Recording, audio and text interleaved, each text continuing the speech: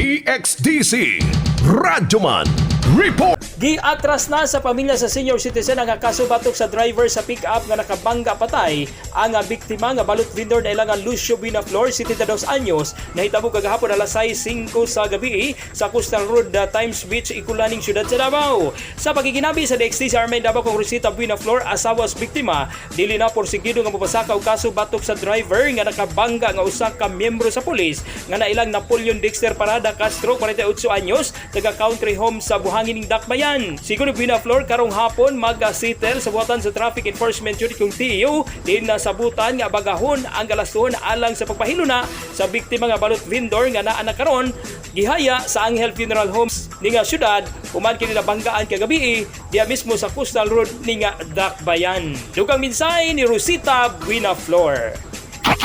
Ito lang ako sa ito. Ay, settle na lang ninyo. Oo.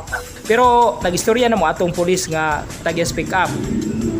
Tama nga dire sa police station. Sa Kasilardia.